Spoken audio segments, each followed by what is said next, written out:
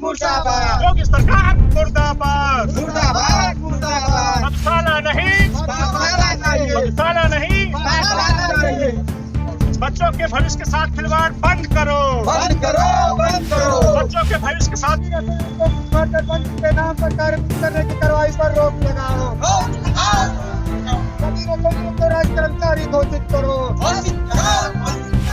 High court Allahabad high court के आदेश चाहिए, पाठशाला चाहिए, मधुशाला नहीं, पाठशाला चाहिए, मधुशाला नहीं, पाठशाला चाहिए। इनकलाब जिंदाबाद जिंदाबाद। सरकारी स्कूलों में बंदी पर रोक लगाओ। सरकारी स्कूल नहीं तो सरकार नहीं, सरकार स्कूल नहीं तो सरकार नहीं, उत्तर प्रदेश बीजेपी रसोइया संगठन जिंदाबाद जिंदाबाद।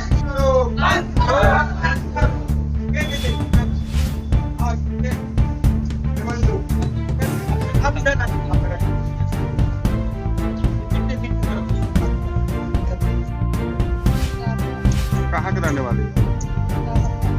किस विद्यालय में आप खाना बनाने का काम करती हैं? क्या हो रहा है?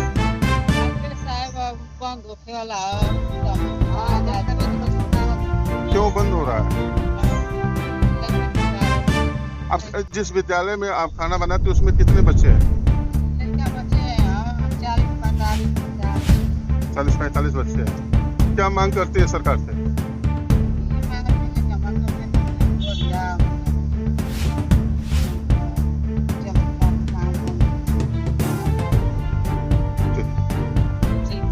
कहाँ के रहने वाले हैं?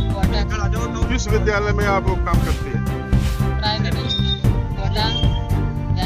क्या मामला, क्या ऐसा हो गया है कि सरकार उसको बंद कर रही है?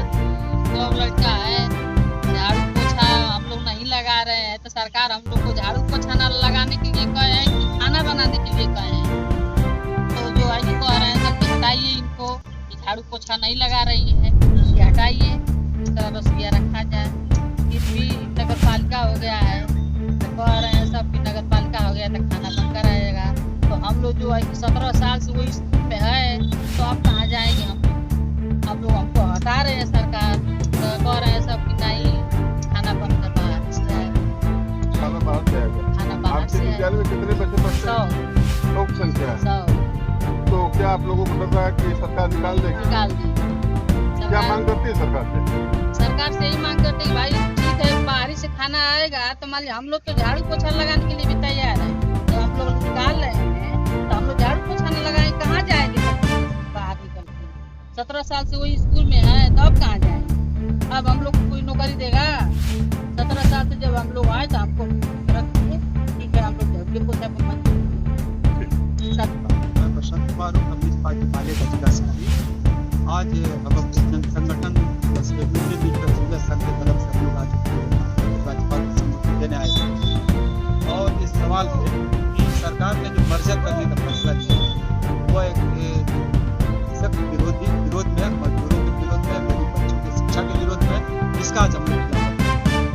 अगर मर्जर होगा 5000 स्कूल तो उसमें बड़े पैमाने पर जो रसोइया उसमें काम करने वाले जिनको बहुत मामूली वेतन पर भी रखा गया था, उनके बिना अपनी रेगुलर करने की थी, उनकी वेतन बढ़ाने की मांग थी, लेकिन एकाएक सरकार ने फैसला लेकर उनको बाहर का रास्ता दिखाने का जो फैसला लिया उसके खिलाफ रसोइया आज आंदोलित है। पूरे प्रदेश भर में आज ये प्रदर्शन हो रहा है और निश्चित तौर पे मांग किया जा रहा है कि ये बच्चों का स्कूल रहना चाहिए।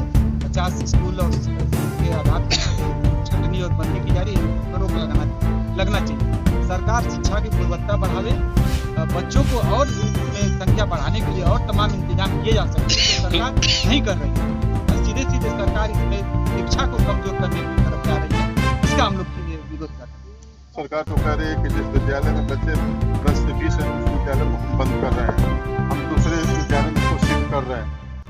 अभी वो 50 की संख्या बता रहे हैं कि 50 जहाँ बच्चे रहेंगे उनको मदद, अभी तेलंगाना की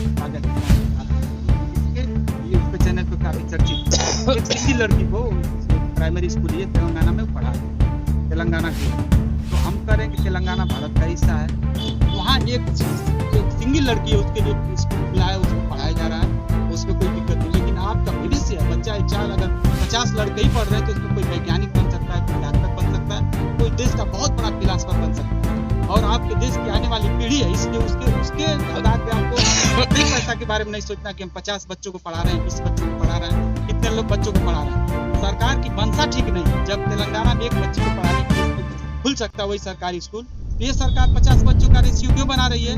सिर्फ सरकार ये बहाना बना रही है, 50 कार्ड लेकर स्कूलों को बंद कर देना चाह रही है और गरीबों को शिक्षा से वंचित कर देना चाह रही है, गरीब बच्चों को वंचित कर देना चाह रही है। और बच्चों की शिक्षा के नाम पर जो बड़े पैमाने पर रसोइयाँ कर्मचारी उसमें काम कर रही है वही बेरोजगार हो जाएंगे, क्योंकि 1 लाख पढ़ने वाला है। ये सरकार का मजदूर विरोधी कार्रवाई इसके खिलाफ। सरकार से क्या मांग करते हैं? कि इसको बेहतर बनाया जाए, शिक्षा को और बेहतर बनाया जाए, स्कूल को और अपडेट किया जाए। उसका अगर संख्या आपको कम लगती है तो मास्टर बढ़ाया जाए। आप जाके देखेंगे एकल मास्टर का स्कूल चला जा रहा है। अगर 100 बच्चे तो एक मास्टर पढ़ा रहा है। ये सरकार का गलत फैसला है ना। बच्चों का क्लास में टीचर बढ़ाइए, क्लास टीचर बढ़ाइए, उनको लगाइए, बच्चे बढ़ेंगे, सब स्कूलों में बढ़ जाएंगे और इससे शिक्षा का गुणवत्ता बढ़ेगा। ऐसा क्या कारण है कि सरकारी विद्यालयों में बच्चों की संख्या कम हो रही है और प्राइवेट में ज्यादा हो रही है? शिक्षा को सरकार गंभीरता से नहीं ले रही कि एक मास्टर प्राइमरी स्कूल पर कैसे संचालित है। सरकार अपने एजेंडे में शिक्षा को नहीं लिए, शिक्षा को कमजोर कर देना चाह रही है। आप मास्टर अगर 1-2 हैं तो उनसे आप तरह तरह का काम ले रहे हैं। आप बीएलओ बनाए हुए हैं, आप उनसे ऑफिस में इधर उधर का काम करा रहे हैं। पढ़ाई छोड़कर मास्टर से सब काम लिया जा रहा है। तो शिक्षा का सरकार को गंभीरता से नहीं ले रही है। ये सरकार की क्या सोच है, क्या पॉलिसी, वो सब हम समझते हैं कि हमारे देश के भविष्य में बच्चे शिक्षा को और सरकार को जोर लगाना चाहिए। बजट कम है तो बजट और बढ़ा के इस पर पैसा खर्च करना चाहिए और मजबूत शिक्षा शैक्षणिक प्रणाली को सरकार को बनाना चाहिए। किस तरह का प्रदर्शन करें और क्या चीज है? आज हम लोग जो सरकारी विद्यालय जो बंद हो रहा है योगी सरकार के द्वारा, उसके खिलाफ आंदोलन कर रहे हैं। और ये हम लोग बताना चाह रहे हैं कि जिस तरीके से योगी सरकार जो है 2024 में जो है 26,000 से ज्यादा जो 27,000 के आसपास जो इन्होंने जो है विद्यालय खोल दिया और 27,000 विद्यालय ये बंद करा रहे हैं। इस सोचने की विषय कि क्या चाहते हैं आखिर में इस देश में, क्या करना चाहते हैं, गरीबों के साथ वो इस तरह से अन्याय कर रहे हैं, क्योंकि खासकर गरीब और असहाय जो हम सरकारी विद्यालयों में पढ़ा रहे हैं। तो हम लोग इनकी मांग है कि कम से कम वो जो है सरकारी विद्यालय को हम लोग बंद नहीं होने दिया जाएगा। और जो महिलाएं हैं जो वहाँ पे पढ़ती हैं, बच्चियां हैं, वो कहाँ पढ़ने जाएंगी? ये आरटीआई नियम के तहत विचार के तहत कि जो 1 किलोमीटर के अंदर जो है विद्यालय होना चाहिए। अगर इस तरह से मर्ज होते जाएंगे तो विद्यालय कम होंगे। तो हम लोग की मांग है कि विद्यालय का बंद होगा तो हम लोग जो है गांव-गांव में जाकर के आंदोलन करेंगे और किसी भी कीमत पे जो विद्यालय को बंद नहीं करने दिया जाएगा। सरकार का कहना है कि जिन विद्यालयों में संख्या कम है, मैं कुछ विद्यालयों को बंद कर रहा हूँ, इस पे क्या करना? ये सरकार अपनी नाकामी खुद बता रही है। ये सोचने की विषय है कि सरकारी विद्यालय आखिर बंद क्यों हो रहे हैं, आखिर बच्चे उसमें पढ़ने क्यों नहीं आ रहे हैं। जनसंख्या तो बढ़ती जा रही है हमारी, प्राइवेट स्कूल बढ़ते जा रहे हैं। आखिर उनको तो सीखना था तो वो केजरीवाल सरकार से सीखे होते।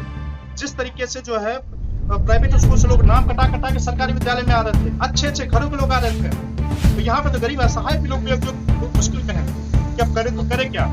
ये स्थिति बना दी है योगी सरकार ने और हम लोग योगी सरकार से कहना चाहते हैं कि वो हम जिस तरह से जो उनकी गंदी सोच है, जो उनकी नियत है, वो हम लोग चलने नहीं दिया जाएगा। वो चाहते हैं कि यहाँ के लोग अनपढ़ रहें, यहाँ के लोग सवाल जवाब न कर सकें, जो हम चाहें अपना मनचाहा वही हो। मऊ जनपद में कितने विद्यालय हैं और कितने विद्यालयों को मर्ज किया जा रहा है? मऊ में जो है लगभग 1032 विद्यालय हैं, जिसमें जो है 3041 जो है बंद किए जा रहे हैं। 341 जो बंद किए जा रहे हैं। लगभग 700 से कम विद्यालय रह जाएंगे जिस हिसाब से देखा जाए। अभी आपने आरोप लगाया कि मधुशाला की बात करें, मधुशाला की संख्या बढ़ रही है। इसी केस में आपके पार्टी के नेता को कहना है कि जेल भी हुई थी, क्या था? ऐसा कि सबसे बड़ी बात ये चीज है ना कि जो मामला था वो मामला कुछ था ही नहीं।